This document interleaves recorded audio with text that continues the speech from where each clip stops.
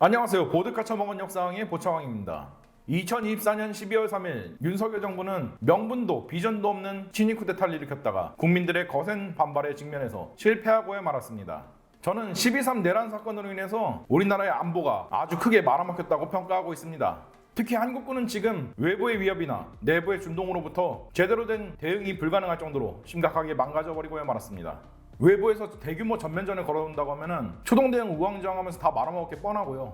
내부에서는 제가 만약에 어느 날 서울 진군 맥주집 폭동 막 이런 거 해도 막을 사람이 아무도 없습니다. 한마디로 국가안보 시스템이 지금 셧다운 되어 버렸다는 거예요. 이거 회복하려면 좋기 10년은 걸릴 겁니다. 왜 그러냐면은 지금 현재 장군분들 그리고 연관장교분들이 세대 교체가 되는 게 10년 정도 시간이 걸리기 때문에 그래요. 일단 가장 큰 문제가 명령을 내리면은 지휘관들이 즉각 따르지 않고 이 명령이 적법한 명령인지 법리적 그리고 정치적인 판단을 스스로 해야 되는 상황이 강제되었기 때문에 그렇습니다. 저는 2024년 12월 3일 주변 사람들한테 마지막 인사를 하고 비장한 각오로 국회 앞에 계엄군을 막으러 나갔습니다. 탱크에 깔려질 각오를 하고서요. 그러나 탱크는 온데간데 없고 계엄군은 시민들한테 밀려나가지고 빤스런을 치는 중이었습니다. 쓸데없이 비장했어. 나중에서야 안 사실인데 그때 당시 계엄이 미리 준비가 된 것도 아니었고 적법한 명령도 아니었기 때문에 지휘관들이 병력 동원에 소극적이거나 아예 시간을 지연시키면서 초장부터 충분한 병력을 동원하는 데 실패했고 결국 친위 쿠데타는 실패로 돌아갔던 것이죠. 그리고 이후에 윤석열 대통령의 탄핵 과정에서 지휘관들이 대놓고 대통령의 명령을 무시하겠다고 선언하면서 윤석열 대통령이 계획했던 2차 계엄 역시 물 건너가고야 말았습니다. 이런 식으로 2024년 대한민국의 민주주의는 일단은 구원받을 수가 있게 되었습니다. 하지만 저는 사람들한테 항상 이렇게 이야기합니다. 그때 그 순간에서야 민주주의가 구원받아가지고 참 좋겠지만 이거 진짜 큰일 난 거예요. 정상적인 명령체계가 아예 작동을 하지 않는다는 거니까요. 궁금하면 저한테 병력 3,000명만 한번 지원해보세요. 아마 입법, 사법, 행정 다 먹고 1년 안에 총통으로 취임할 수 있을 겁니다. 군인은 명령에 죽고 명령에 살지만 적법하지 않은 명령은 따르지 않아도 된다고 군법상에 이미 명시가 되어 있습니다. 예를 들자면은 중대장이 옆에 지나가는 대통령 쏘라고 해서 쏘면 안 되는 거잖아요. 그래서 그런 거예요. 그리고 군인들도 사람이고 당연히 정치적, 법리적 판단 스스로 할 줄 압니다. 단지 제복의 명예에는 그런 정치적인 움직임을 하지 않는다는 것도 포함되어 있기 때문에 말만 하지 않는 겁니다. 그리고 군 최고 통수권자와 군 지휘부가 적법하지 않은 과정을 거쳐가지고 적법하지 않은 목적을 달성하려고 명령을 내린다면 당연히 거기에 대해서 지휘관들이 이것이 맞는 명령인지 아닌지를 갖다가 스스로 잘 판단해가지고 명령을 따를 것인지 아닌지를 갖다가 판단해야 됩니다. 당연히 국가는 국민을 의미하는 것이고 외적에 맞서 싸워야 될 군대가 국민에게 총뿌리를 겨누는 것은 반역이죠. 만약에 이 명령을 잘못 따랐다가 쿠데타가 실패하면은 당연히 본인은 패가망신하고 끌려가서 사형 혹은 무기징역을 당할 수밖에 없습니다. 혼자만 그렇게 깜빵 가면은 끝이냐? 남은 가족들의 생계는 어떻게 하고? 군인연금도 다 몰수당할 텐데? 실제로 지금 쿠데타에 동조한 지휘관들 어떻게 되고 있어요? 다 체포당하고 있잖아요. 이번은 그래도 지휘관들이 옳은 판단을 해가지고 대한민국의 민주주의는 구원받을 수가 있었습니다. 하지만 이런 사례가 있었으니까 앞으로도 지휘관들이 수뇌부가 내리는 명령 자체를 신뢰할 수가 없는 상황이 되어버렸어요. 매번 병력 동원 명령이 내려올 때마다 이것이 적법한 명령인지 아닌지를 갖다가 지휘관들 스스로가 필터링을 해야 되는 과정이 필수적으로 추가가 돼버린 거예요. 한마디로 과거에는 조금의 고려 끝에 명령을 수행하면 됐었다면 지금은 신세 망치기 싫으면 많은 생각을 해야 될 수밖에 없다는 거예요. 이 필터링 과정에서는 당연히 많은 시간이 소요가 될 게 뻔하고 또 이 필터링 과정에는 당연히 개인적인 정치적인 성향 그리고 개인의 신념과 사상이 투영이 될 게 뻔하죠. 일단 시간이 소요된다는 점에서 만약에 뭔 일 터졌을 때 진짜 전면전이 만약에 터졌다고 하면은 즉각적으로 병력 동원하는 것은 물 건너 갔으니까 초동 대응 완전히 말아먹고 우왕좌왕할 게 뻔합니다.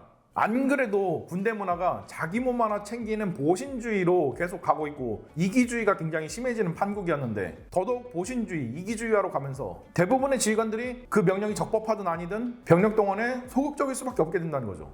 이 상황에서 진짜 서울 진군, 맥주집 폭동 이런 거 난다고 하면은 즉각적으로 병력을 동원해가지고 막을 수 있을 것 같아요? 지휘관들이 중립 끼워놓고 나서 다음날 아침이 밝아가지고 상황 파악이 될 때까지 웬만하면 안 움직이려고 민기적 될 텐데 그리고 다음날 아침이 밝으면 이미 늦은 겁니다. 쿠데타에는 12시간의 법칙이 있어요. 12시간 안에 빠르게 목적을 달성하지 못하면 그 쿠데타 보통 실패합니다.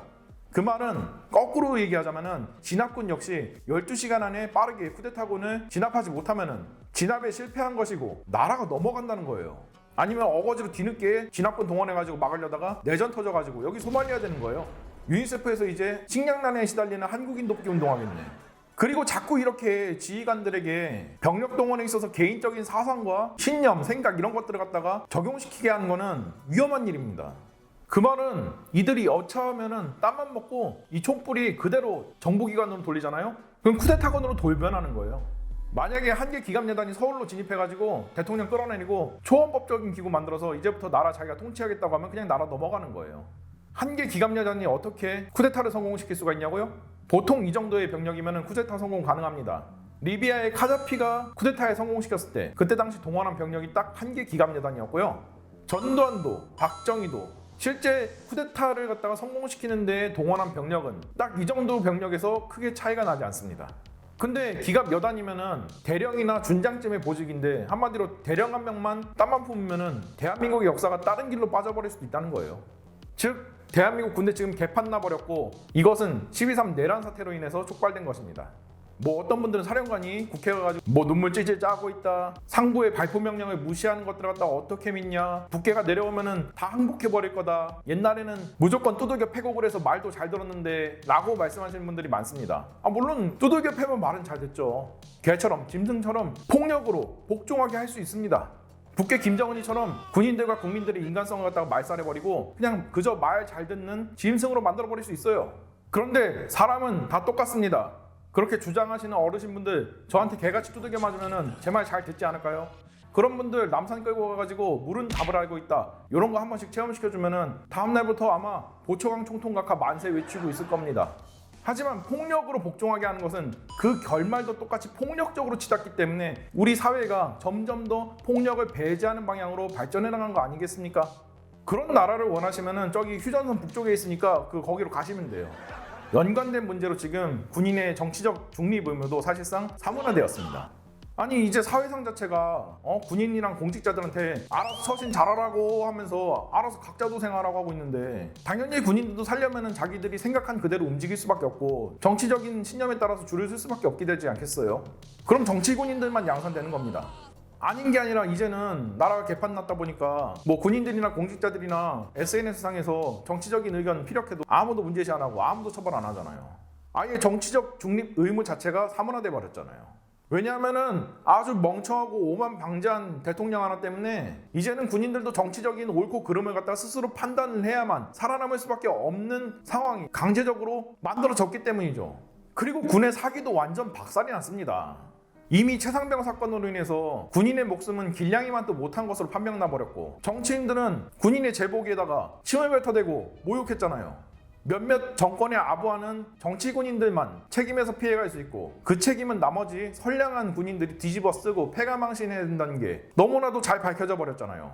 그래서 당사자인 해병대에서 대놓고 반발했고 전후에마저도 대통령한테 등을 돌렸지 않습니까? 그리고 타군에서도 국군 수뇌부를 대놓고 불신하는 수준까지 와버렸어요. 군심이 21세기 들어가지고 최악입니다. 이 상황에서 계엄을 일으켜가지고 최정예 대테러 특수부대인 707은 졸지에 반란군으로 규정이 되어버렸고 북괴와 싸우려고 입대한 이들은 졸지에 시민들한테 총을 겨누어야 됐었어요. 원대 복귀한 다음에 자괴감에 빠져가지고 절규하는 이 707 대원들한테 다음날 전날 불출됐던 전투식량값 공제해 갔죠. 물론 전투식량값 공제해 가는 거는 당연한 제도적인 장치입니다. 그러나 당연하지 않은 상황에서 당연한 것을 강요한다면 과연 이것을 납득할 사람들이 몇 사람이나 될까요? 그래서 저는 이 사건 이후로 간부들의 대규모 전역 러시가 이루어질 것이라고 보고 있습니다. 이미 군인에 대한 처우가 굉장히 별로라 가지고 모병률까지 저조한데 이제는 저출산까지 겹쳤잖아요. 이 상황에서 군인들이 국군 수뇌부에 엄청난 실망을 했고 명예가 가장 중요한 군인들한테 불명예만 줬잖아요. 아니 북괴에 맞서 싸우려고 입대를 했는데 현실은 선량한 시민들한테 총을 겨누고 있고 반란군으로 손가락질 당하고 진짜 자다가 이불을 갖다가 몇 번을 킥할 만한 그런 불명예를 갖다 쌓았는데 전역 안 하고 백이겠어요? 그 빈자리 누가 메꿀 건데요? 그 뭐 백골단인가 뭔가 하는 애들이 대신 입대해줘가지고 그 빈자리 메꿀 거예요? 대한민국 군대 완전 망했어요. 시간이 약이라고 제가 이야기한 것처럼 정상화에 한 10년 정도 걸릴 거고요. 이후에도 후유증은 엄청날 겁니다. 숙련된 간부의 이탈도 계속될 거고요. 물론 해결책이 저한테 있긴 합니다. 군인의 명예를 일정 수준 이상 회복시켜주고 급여를 늘려주면 됩니다. 근데 우리나라 정치권 그런 거 할 생각이 전혀 없어 보이는데?